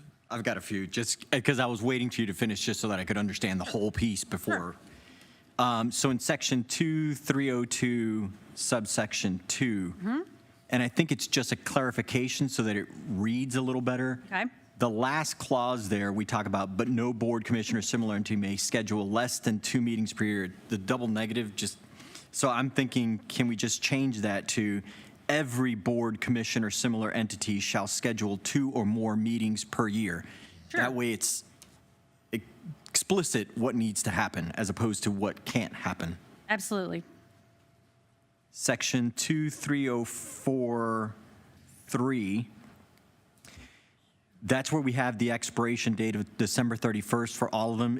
Right. Are we saying that we want that changed to June 30th so it aligns with those 6 months? I believe that's what, Councilmember Griff, that's what you were talking about, and I believe Okay. Councilmember Louise, that's Yeah. kind of what you were going for, Yep, too. I Yes. just wanted to clarify. Yeah, That's got a that change note. we'll- Yes, we'll sir. do. Okay. Yes, sir. Section 2305. So this is more of a, in the first sentence, we talk about, if they attend less than 3 consecutive regular meetings, it constitute grounds for immediate removal, and by the county council, they do it. In the second sentence, it talks about if they attend less than, if they fail to meet at least 50% of the regular meetings, it constitute grounds for immediate removal, but it doesn't say how. So I'm trying to understand, are we trying to say there that it's an immediate removal, that it doesn't take any county council vote? So I think the way that's intended is the first one is, yes, county council for the 3 consecutive. The second part goes on to say that the chairperson of the board, commissioner, similar entity in question shall notify the clerk to council. Following that notification, a letter will be sent to the appointee and the council person if the appointee represents a specific district. No, sorry, that's a second sentence. So it's the failure of a member to attend at least 50%. Yes. It constitute grounds, but is that immediate removal without a vote of county council? That's the way it's written currently, yes, but we can change that, obviously. But it doesn't say, that's what I'm saying, it doesn't say that. I got you, it needs to be a little clearer, yeah. Yeah, because all it says is will constitute grounds for immediate removal. I can as clarify opposed that. to it will be immediate removal. I can So make just sure that wanted it's to- clarified that the clerk will then send the notice and it's an immediate removal, yeah. Gotcha. Section 2306 on conduct. So this one just makes me nervous, and I guess it kind of aligns with automatic removal because they serve at the pleasure of county council. And I start getting concerned if we start having language in here that talks about, because Councilmember McGriff was talking about, well, they have to have cause. So I'm trying to understand, do we want to establish that in order to remove someone, there has to be cause, or do they serve at the pleasure of county council? So I think the whole language around conduct really becomes moot, because if there's an issue and we can remove them for cause, then we just remove them and we don't even have to address cause. I think we're creating reasons that it's going to make it harder for us to do that. So it's a question for the rest of council on what we want to do, because I think these 2 provisions conflict with that they serve at the pleasure of council. I think conflict is important, but to serve at the pleasure of council, we've got to define that, because just like Terry, you could not like someone and say, You could. get rid of you. And it shouldn't be But- that way. But it'll work. So under this scenario, it would work at the pleasure of council if we decide to remove someone. A majority of council, correct me if I'm wrong, would have to remove someone if we're removing them at the pleasure of council. Yes. What I'm saying is if we have the conduct language, it creates an unnecessary and, quite frankly, not required burden of proof that may not even apply. We're muddying the water. I don't know if you agree. You're nodding, but I'm not. I think we need to we need to say conduct. Even if we're removing them for cause, it's got to be something. Would that be under conduct? So It could be other reasons. Probably the way it's written, I mean, conduct, you probably want to keep in there just that kind of boilerplate language talking about, obviously, they need to act in the best interest of the county, they need to do what's expected of them, et cetera. The next section, I think, Councilmember Luis, that's where you're having some issues with the causes for removal there, and then how that dovetails into Section 2307, the service and removal, where we're talking about serving at the pleasure of council, and anybody can remove at any time for whatever reason they deem fit. So perhaps it's something that we need to work on, taking that section, that paragraph, and Section working B. it into 2307 somehow. Yep.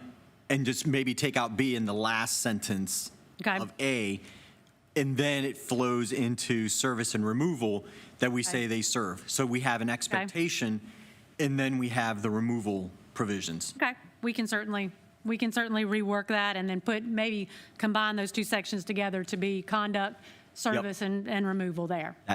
Okay, we think can that do could that, work. certainly. So in section 2309, we talk about the minutes. Yes. So two questions on that. So Okay. if meetings are happening twice a year, when do the minutes kind of get recorded? Because they could be dated quite a bit by the time a second meeting comes around. So how do we handle that? And then do we have video recording requirements as well for some meetings? So one of the things that we are doing, again, with your rules of procedure is we're trying to allow for electronic meetings to be conducted. So that may be something that we can do here. We've talked about this with other, for example, the Board of Zoning Appeals and so forth, that they may not have a hearing the next month. Yep. There's no reason to drag them all here to sit down to just approve minutes, but we need to get those minutes approved. So we've talked about being able to do that electronically. So Okay. we have talked about utilizing your rules of procedure because they would act in conjunction with these general provisions to get that done. So our staff liaisons are going to be trained to set up those kind of electronic meetings and so forth to get those minutes done so that they do get to the clerk to council and they are available. So can we have something like that added to here where we talk about minutes will be approved no later than 45 days after the meeting, something like that? We can do that, and we can say that they can use the electronic means as Yep. per the rules Perfect. of procedure for council, yes. And then video recordings, do we do that for all meetings or just certain meetings? And do we, I don't think we do that for all meetings. okay, okay. Do we do audio recordings for every meeting? Do. So, no. Probably should, but no, not every meeting. I would hope we're doing them for some of them, like the BZA, which is a real critical. We are for those. We got liability if something happens. We are for those for sure. What we can do here, again, if it will make council, again, because again, you're working in conjunction here with your rules of procedure, which do have certain requirements there. We can add to this some of these things, like we're talking about the use of electronic meetings to be able to get the minutes done within 30, 45 days after the meeting occurs, whatever time limit we settle upon. But we can also start to use things like, if the ability is there, to live stream, which I don't know that we have that ability, but certainly to record, those kind of things. We can add more language here and bring it back to you so it mirrors what you all do and what the rules to procedure say. Because I think Mr. Carnes was talking about if we do, or Mr. Graham, if we do have an audio recording, it would help folks to do those minutes as well. And we can add, as I said, we can kind of model what's going on with your rules of procedure and bring it over here so it's a little clear. Okay, and then the last one, I promise, is section 2310 with this establishment. Yes. So in that first one, so subsection 1, Correct. I believe that was one similar to what we were talking about, removal. It is an automatic removal if they didn't meet within 12 months. And then the second one was we can choose as we would like to add or remove some of them. So I think number 1 just needs to be clarified that that is an automatic disestablishment if they haven't met within 12 months. So the only problem with that is going to be, and I added a line in there to say that it shall be achieved in the same form and manner in which it was created. If we created it by ordinance, we're going to have to take that ordinance off the books. So it can't be an Gotcha. automatic. It'll have to be dissolved in the same manner in which it was created. Well, what about the appeals boards that may or may not meet in a year? That is certainly something that kind of goes to your, well, that's an automatic. statutory. But if it's statutory, then we keep it on the books. I'm not sure. I know for certain your Board of Assessment Appeals and your Board of Zoning Appeals. But as you said, we're working through the fire code appeals and so forth. We have to look and make sure, are those statutory? Are they required to be there or not? And then we can get that back to you on those. Like we said, we're working on a listing of all the boards and commissions and where they stand. So I think similar to what you were talking about before, then sections 1 and 2 probably just need to be combined. Okay. And it probably just needs to be, they'll be disestablished as we like. We can talk about how they are expected to meet at least once every 12 months. Okay. And then have the language for both of them, that disestablishment shall be achieved in the same form and manner. Correct. Okay, we can certainly do that, yes.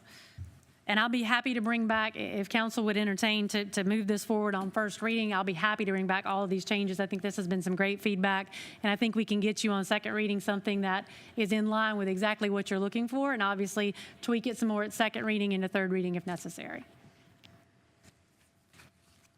All right, thank you. Any more questions? I think we're ready to vote on first reading of orders 2024-1926. All in favor, raise your right hand. We have unanimous approval. First reading of orders 2024-1926. Let's move down to first reading of orders 2024-1927 regarding adoption of the amended personnel policy in accordance with the Lancaster County Code. Do I have a motion to approve? So moved. Motion from Ms. McGriff. I have a second to bring to the floor. Second. Second from Mr. Carnes. Mr. Marstall, Ms. Parker. Mr. Chairman and council members, now, but I want to first highlight, thanks to Ms. Merck-Dupont about the last conversation. Thank you for your input. There's been a lot of good work on that, thinking about updating.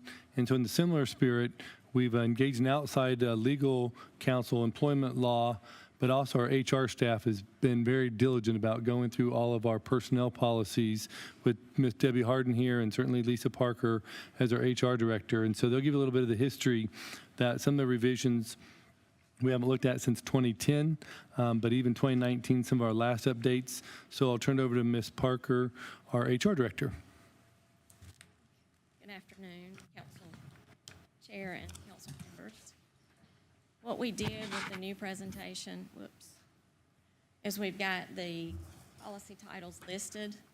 So if there's anything that, we didn't go through every one of them, but if you got any questions as we go through, this is the general provisions section and the policies that are under that section. The employment relationship section, I did put some extra language under the employee appearance and guidelines. Some of that was questioned at the CAL meeting.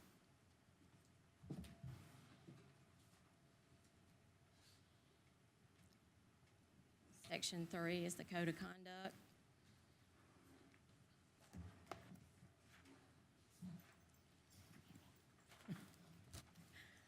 Section 4 is workplace safety and the policies that are listed under that section.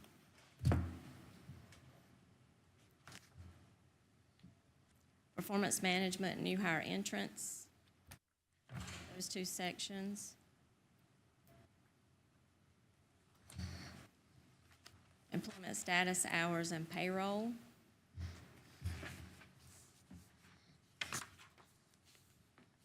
Leave provisions, and there again, the paid parental leave was, there was some questions with that policy in the CAL, so there's a little more clarification with that policy. let me ask you something on, like, we have a lot of people that work remotely or whatever.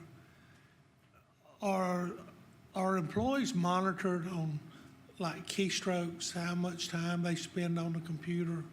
Is that something that, We have not, so the remote policy is still fairly new to us. COVID, we did some of it certainly, but we do not have the technology software that some folks use for keystrokes. If I had a guess, and remote work is not available to every position, it's only for certain positions. If I had a guess, maybe 7 employees might have remote. I heard that remote. somewhere where they Yeah.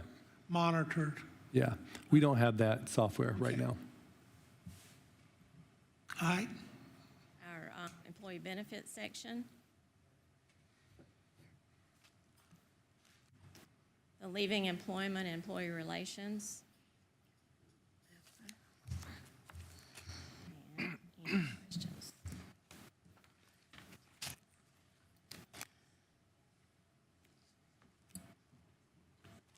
And so, Ms. Parker, you want to highlight that generally what we have from the write-up in the council agenda item is that our updates basically will help us make sure we're implementing new PIBA rules, some new equal opportunity information from labor law. If you want to expand on that a little bit. This was an update. Language changes. This was for state and local laws, federal laws, any PIBA benefit changes that needed to be added to the policy. And like I said at the COW, the attorney that helped us with this really brought policies into the right sections and makes it a little more reader-friendly. Excuse me. And it hadn't been done in so long, and it really needed it to be updated for those reasons. questions? Yeah, so I reviewed this as well, but I don't think everyone wants to go through all the time of all the edits that I have. But I will go through them with Ms. Merck-DuPont later, and we can kind of talk through most of the changes. But there are a couple that I wanted to address, I guess, right now.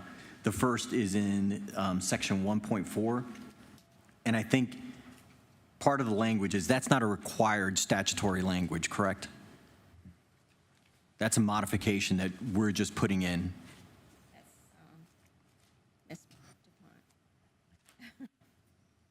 So this was, as we stated, this was drafted by an outside labor and employment attorney who we contracted to do this. So that would be something that I would need to go back to her and find out if that was her summary or if that was some kind of guidance she had to do that. Yeah, because I think, I don't believe that that's required language. And I think part of what I would like to see is rather than having all the specific references, if we could say, you know, in accordance with applicable law.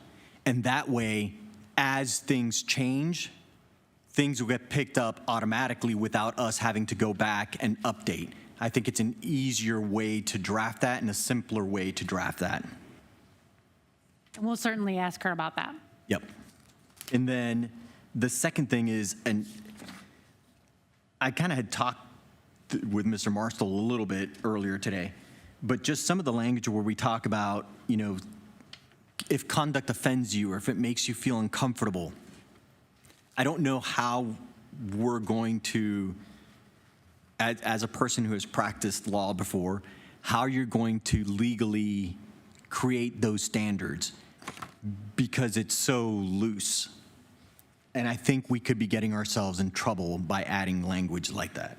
And what policy are you talking about? It is in section 1.5 where we're talking about the anti-harassment policy, and it goes into corrective actions, preventative action, and then I guess there's an important note, I'm not sure. And then I'm looking at the red line. You know, I think when we come to this, we need to listen to the recommendation of the labor attorney, simply because everybody look at harassment differently. Yep. What harass me may not harass you. But federal law says that it's got to be a pattern, either 2 or 3. And you have to warn that person. That's offensive to me. but you have to let that person know that it's offensive. Now, if they cross that line again, and the third time, you're really getting into trouble. So I think we need to lead this up to the labor attorney who understands this, because I dealt with this for many years, and I specifically had to go by the labor attorney because everything doesn't fit everybody. Same thing. Right, and that's the point, that because everything can be offensive to somebody, like if we talked about, I think earlier in the language we had, if there's political issues. If I have a political button and I wear it every day, somebody could be offended by that. They need to tell you. So if you tell me that my political button offends you, then I have to take it off. Not necessarily. It depends on the environment that we're in. So We're in what? a working environment. Yeah, if we're at work. Yeah, because politically, you can't do that in a working environment. But if you're on your own personally, it had nothing to do with me. But if we're in an environment where it could be offensive, yes. So what if I had a happy face? If it's not offensive to me, I'm happy if you're happy. But if somebody finds a smiley face offensive, That's debatable. I mean, sometimes you got to use your common sense. but that's exactly my point. Like, we're using language that I don't think, and I would love to have the attorney here and kind of ask her the questions, because I think we're adding language that may be a little more broad than is really required. And perhaps we could add language that says reasonable, according to applicable law, where it takes into account that case law that we're talking about without getting lost in the murkiness of just using these words that haven't been established by the courts, really. I really think we need to listen to I understand where you're going, but let's listen to the labor attorney who understands the law so we can keep ourselves out of trouble. I agree. Yeah. I think the language that we're adding may get us in trouble, and that's what I want to have the conversation with the labor attorney about. But did you not say she had looked at this? Yes, ma'am, she has. But like we had the conversation about not being able to speak about the transportation tax bond. We were advised that we couldn't say that before, and then... Not by an attorney. Yes, it was. Yeah, we do. Ms. Merck DuPont is an attorney. She didn't advise me. Yes, she did. Did you? She had advised us. Yeah, well, I heard that advice. Open session. Yes. Yes. Attorneys can be wrong. I've been wrong before. Oh, never. So, and I think that's what's great about having a debate about things, because there may be perspectives that somebody may not have thought about when you were drafting something, and when you hear something a little differently, it hits different. You know, Jose, no matter what the law is and how we read it, somebody can sue you, one way or the other. 100%. Yeah. So, let's still leave You're it just up. asking if we could have the I labor didn't attorney qualify next for law time. school. I don't You stayed at a Holiday Inn Express? But I think to Is there the a point, possibility you could? Yes, with we will. Ms. DuPont. Yes. And have a meeting with the labor lawyer. we will have And them. because there's all kind of federal guidelines on harassment and all, and Agreed. it's way, Yeah, that's right. Yes, yeah. pretty much. I do want to say, I think certainly we're going to have the labor attorney here, so we can have that full conversation. But as you say, it's also perspective and situational, so I don't want to let it be known about Mr. Pott's advice. It's situational as part of the conversation that we had. Yep. And some other thoughts on this? Remember. Where are we going to pass it on first reading? Yeah. It's an ordinance. Absolutely. It's just, it has 3 readings. Yeah, no, that's what I mean. Are we going to vote on first reading? Yeah, we're going to vote on first reading as it is. They'll have changes second. All right, we're ready to vote on first reading of ordinance 2024-1927. All in favor, raise your right hand. Opposed likewise. First reading of ordinance 2024-1927 passes by a vote of 5 for and 1 opposed. Quickly, we did meet about our regional park. I had an ad hoc committee with me, Mr. McGriff, and Mr. Graham, and we were presented with a presentation, and This will come before full council when, Ms. Snowden? September, and when it gets a little further along, and we plan on having a groundbreaking sometime in October. But the park, it's in the design and stage, and they're starting to work on the cost analysis, and it's just going to take some time. All right, let's move down to our executive session. Do I have a motion to go into executive session? So moved. To receive legal advice subject to the attorney-client privilege regarding a potential contractual matter related to general obligation bond. Second. A motion for Mr. Louise, second for Ms. McGriff. All in favor, raise your right hand. We have unanimous approval. We are now in executive session.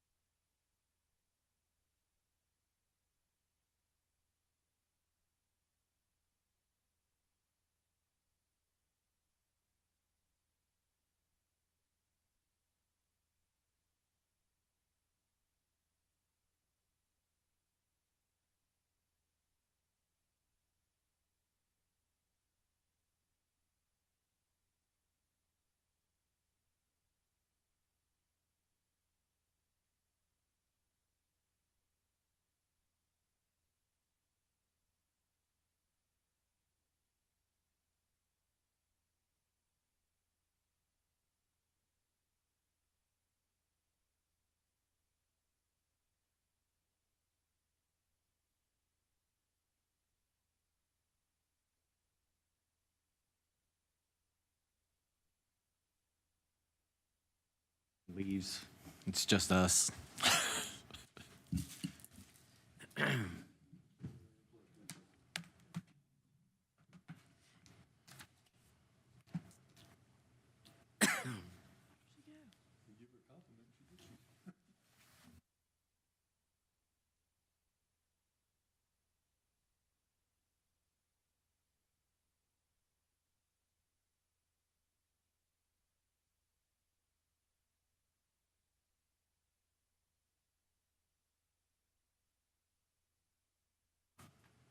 We good to go?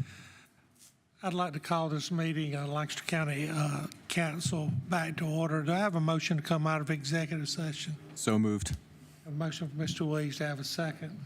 Second for Mr. Mosteller. All in favor, raise your right hand. We have unanimous approval to come out of executive session. Mr. Chairman, council met in executive session in regards to one item, the receipt of legal advice subject to the attorney-client privilege regarding a potential contractual matter relating to general obligation bonds. No motions were made, no votes were taken.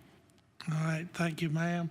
At 8:38, can I have a motion to adjourn? Motion to adjourn. Motion for Mr. Carr, second for Mr. Lees.